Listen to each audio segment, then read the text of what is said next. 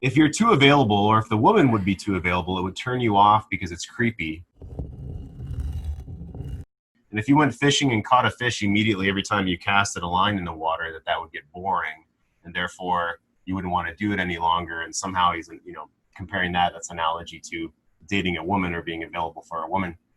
I think there's something to be said that if you don't have a life, that's one thing, and then being available to her is another thing, and how you're perceiving those. What's your thoughts on it becomes creepy if he's too available? What's your thoughts on that? It's interesting. I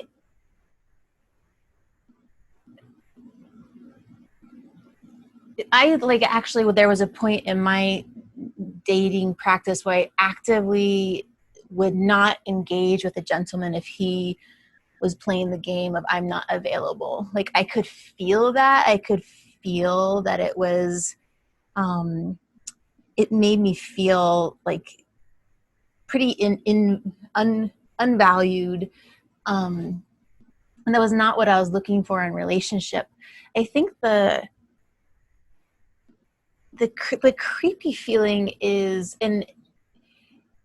when we, and I've gone through this too, being the girl on the other side who's too needy, is when we're trying to get a feeling, sourcing a feeling from someone else. Like if I just like with this person or connecting with them constantly over text, I'm going to feel happier, uplifted, not bored, not alone.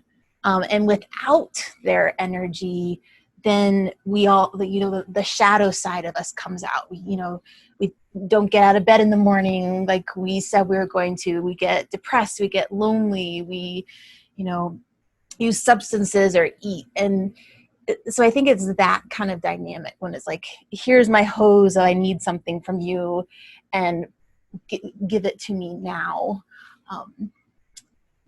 That's my impression of it. Sure, yeah.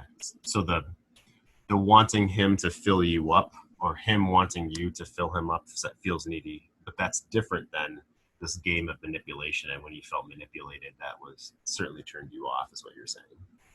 Yeah, I appreciate tension of energy, and I think, like Esther Perel says, you can't be like smashed up against someone and be in tension and sexual tension, and but to be on the other side of a guy being like, well, you don't matter as much. I've got a life. I'm not going to let you like get in the way of my life.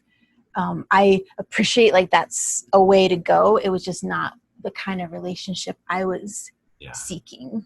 Well, what I find is men that are really interested in those manipulative tactics, this manipulation, generally are very insecure and jealous underneath.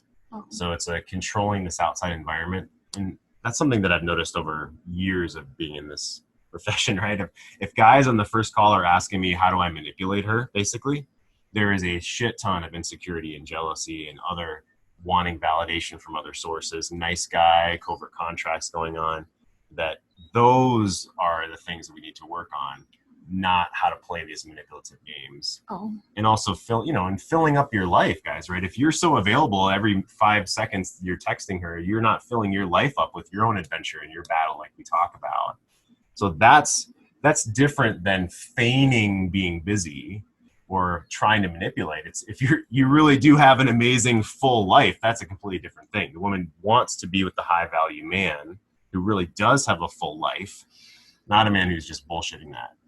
Yeah.